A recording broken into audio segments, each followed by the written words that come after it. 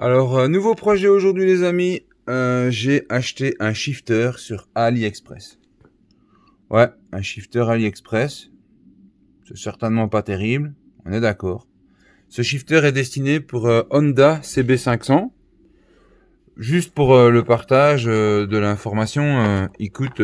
Enfin moi, j'ai payé, tu vas marquer ici, le modèle CB500. Tu vois.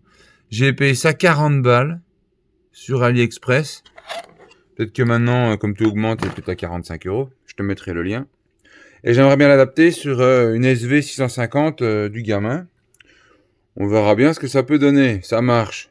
C'est cool. Pour 50 balles, c'est merveilleux. Ça marche pas, j'ai perdu entre guillemets que 50 balles. Voilà, je vais te montrer maintenant où est-ce que tu peux trouver ce shifter sur le site AliExpress. Tu vas sur le site AliExpress, évidemment. Sur la barre de recherche, tu tapes simplement Quick Shifter. Alors, on trouve directement dans la recherche. Okay. Là, déjà, tu vas encore ajouter CB500.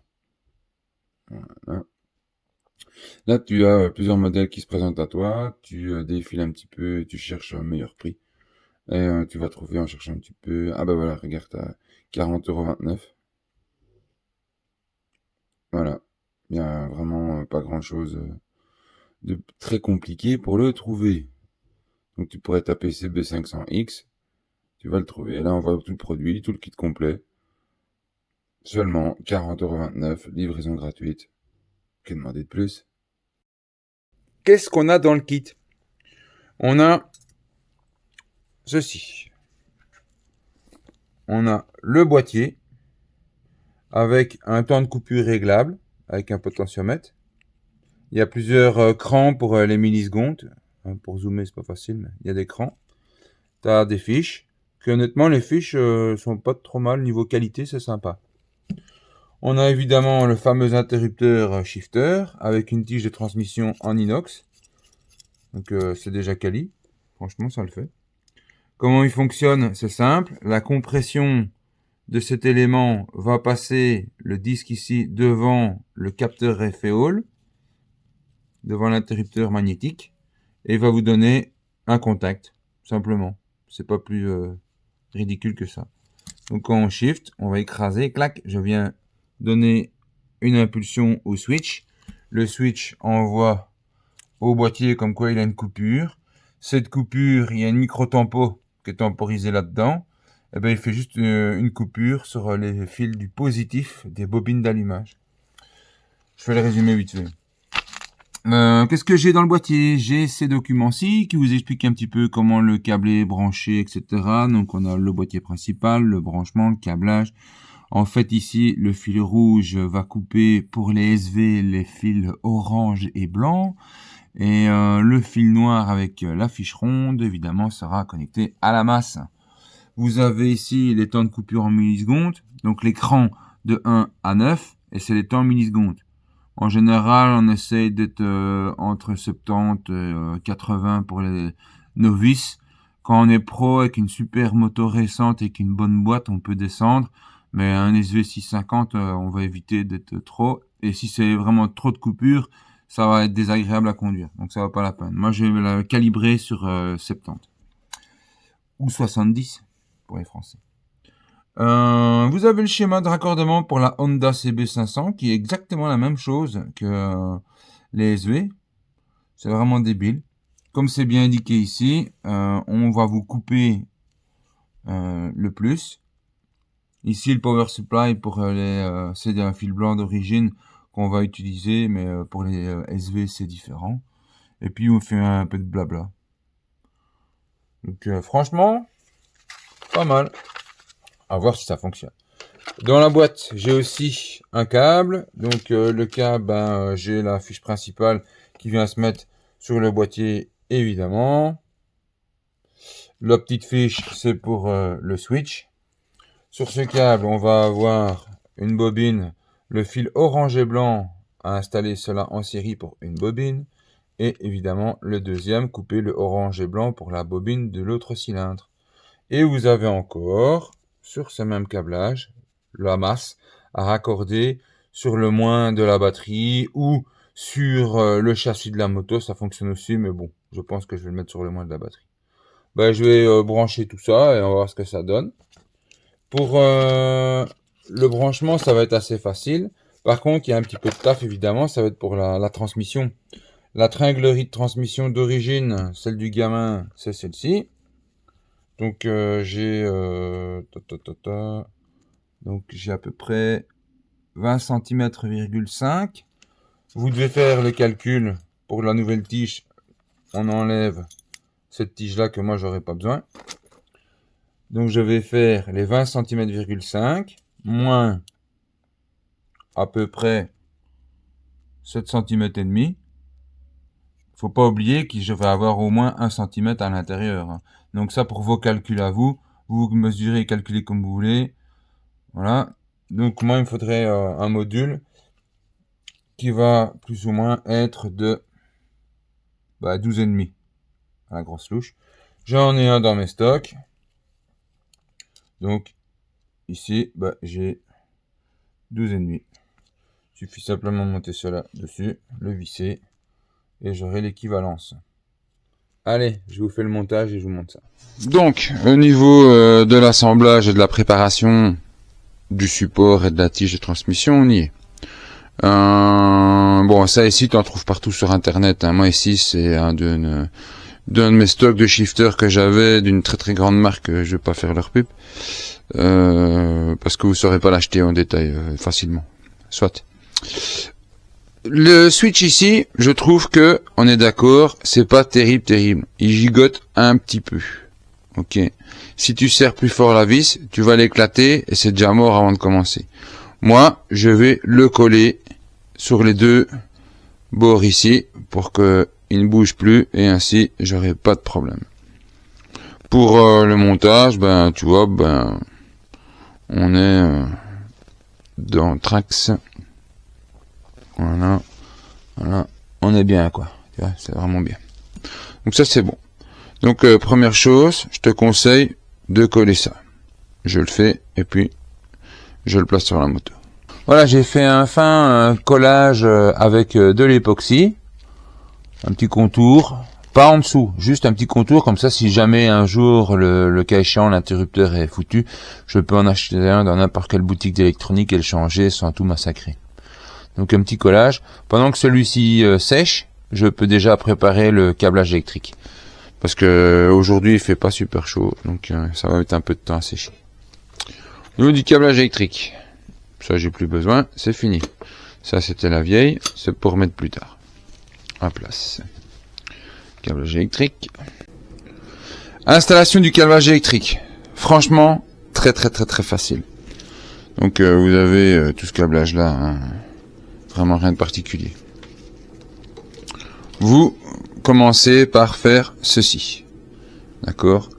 Vous donc, ça c'est une bobine d'allumage, l'autre bobine d'allumage. Ah, c'est laquelle qui va bobine avant ou bobine arrière? T'en as rien à foutre. Comme ça, tu te prends pas la tête, t'en as rien à foutre. Ok? Pourquoi? Parce que ton CD ici, il va couper l'allumage en fonction de la position du capteur, du volant magnétique, etc. Et les coupures vont être réalisées par le fil blanc ou le fil noir et jaune pour ma bobine avant. Mais ici, moi, je vais pas couper ça, je vais couper la lime. Donc la lime, c'est la même, qu'elle soit devant, derrière, devant, c'est orange blanc. Ainsi, il n'y a pas de possibilité de faire une bêtise ou une erreur de câblage électrique. D'accord? Donc, tu te prends ton faisceau, tu détaches la fiche orange qui est cachée. Enfin, tu vois le fil, celui-là. Lui tu l'enlèves. Voilà. T'as ta fiche qui va à ta bobine avant. D'accord? Tu connectes la cosse rouge dedans. Et l'autre, tu la connectes en lieu et place de ton fil. Pour avoir plus de clarté, on peut enlever l'autre, comme ça tu vois où ça se raccorde. Voilà. Parce que tu verras mieux sur l'autre bobine, parce que à l'avant il y a moins de place. On branche.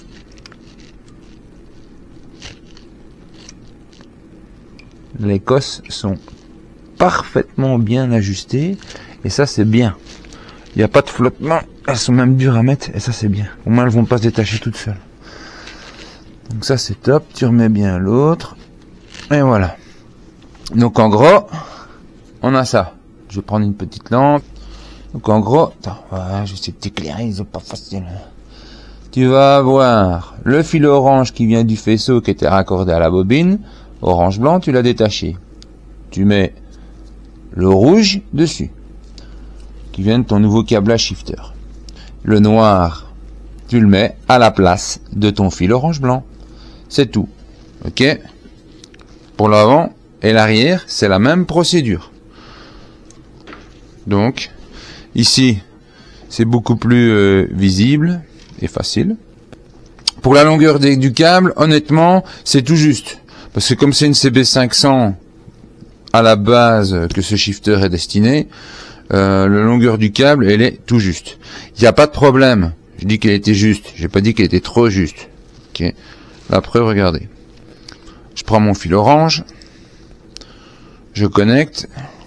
Tac. Je vais resserrer un peu la cosse d'ailleurs. Tac. Et mon fil noir à la place du fil orange.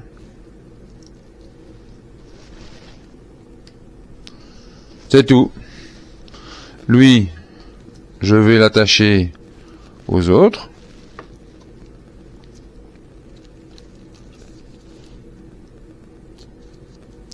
Ici, c'est un SV carbu, mais pour la SV injection, c'est la même chose. Hein.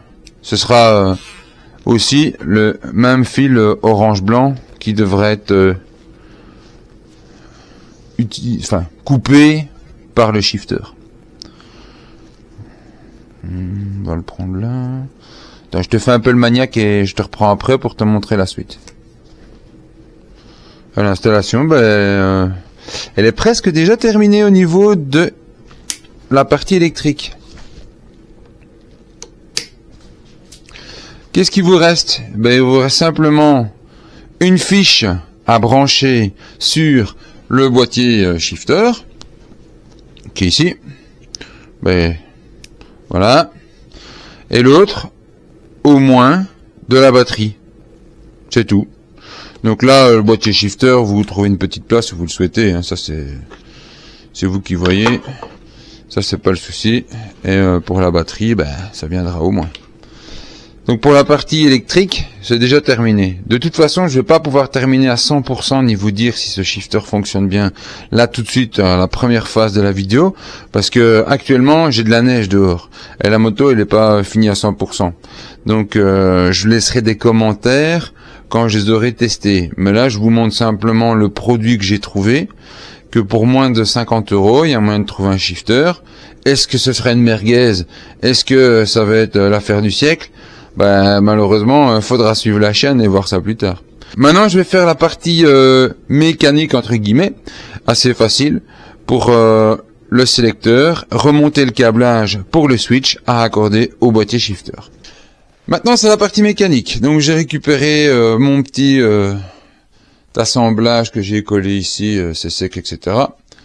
Il n'y a pas de sens proprement dit si vous le mettez l'élément vers le bas ou vers le haut, ça change juste rien du tout.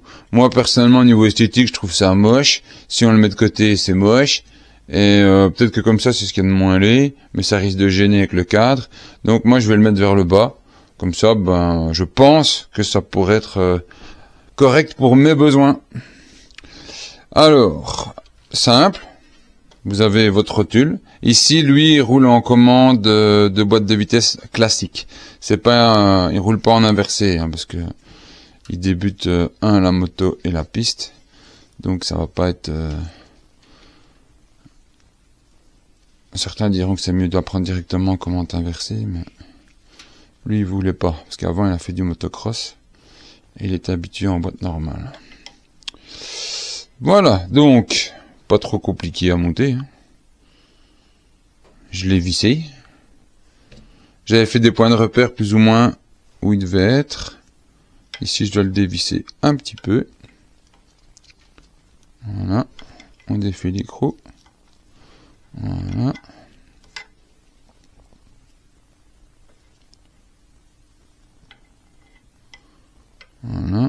la botte, il n'y a rien qui va gêner. Là, ben, vous la remontez avec votre vis.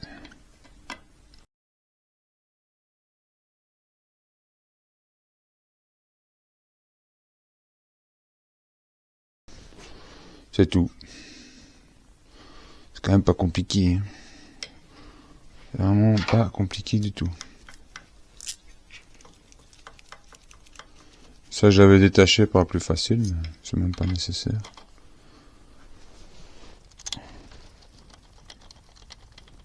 Et c'est terminé.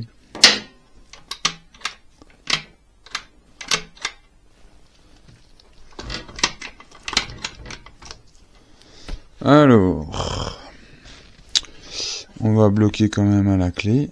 Il faut une clé de 10 ici et une 10 là. On a 10 là.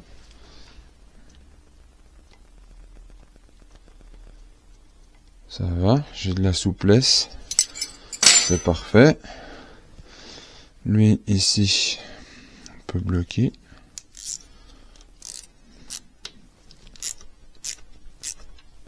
Voilà. Lui ici, on peut le bloquer aussi.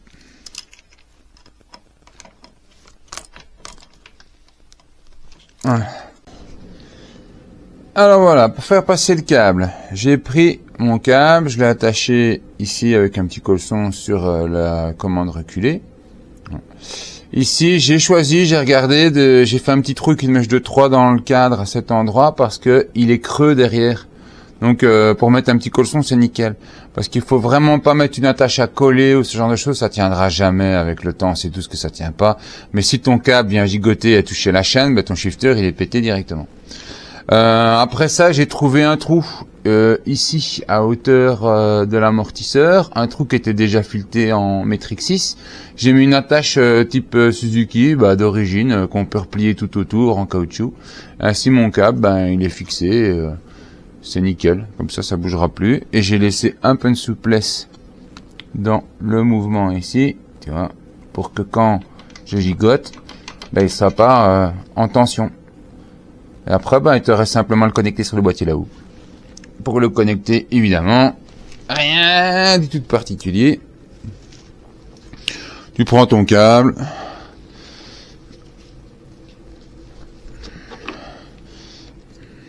Et tu le branches. C'est fini. Après, évidemment, tu te fais une petite fixation, tu aménages quelque chose d'un peu plus propre. Pour ici l'explication, hein. Et ce câble-ci, cette fiche, faut pas oublier, c'est au moins de la batterie. C'est terminé. Je sais pas vous le tester là tout de suite. Je pourrais peut-être le tester à la limite électriquement, voir si quand je shift, j'ai peut-être ma lampe qui s'allume. Je vais mettre la batterie et je vous reprends.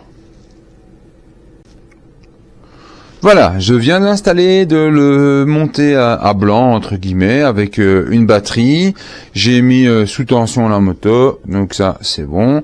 Quand vous mettez sous tension le contact, vous voyez la petite lampe rouge, une fois que le contact est enclenché, qui s'allume. Donc là, ça veut dire qu'elle est bien sous tension. Ça veut dire que le courant qui alimente les bobines fonctionne bien, et en toute logique, ça veut dire aussi que si je vais tirer sur mon sélecteur de vitesse, je vais couper la lampe du shifter. Alors on va voir. Ah, ça fonctionne. Mais c'est merveilleux. Ça fonctionne.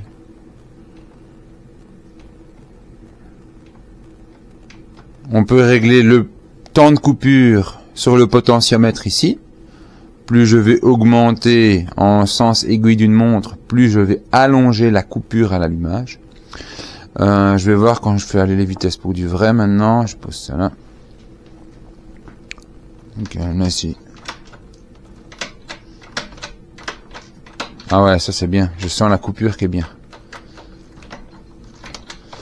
En up uniquement, en down, ça marche pas. Hein. C'est un classique. À 40 €, les mecs, faut pas exagérer non plus. Hein. En plus, sur une vieille SV, il n'y a pas de red by wire, donc ça marchera pas bien. Ouais, non, c'est top. Je sens la pression. Et en fait, vous avez ici un petit réglage de la rondelle métallique qui va passer devant l'interrupteur. Et quand on arrive au bon moment, que j'ai ma force, que je commence à avoir de la résistance, que je vais pousser ma boîte. Voilà. Donc si j'appuie, tac. Et là j'ai le tac. Ah, c'est parfait ça. Je sais pas si on voit ici. Je vais essayer de faire une vue d'ensemble des deux.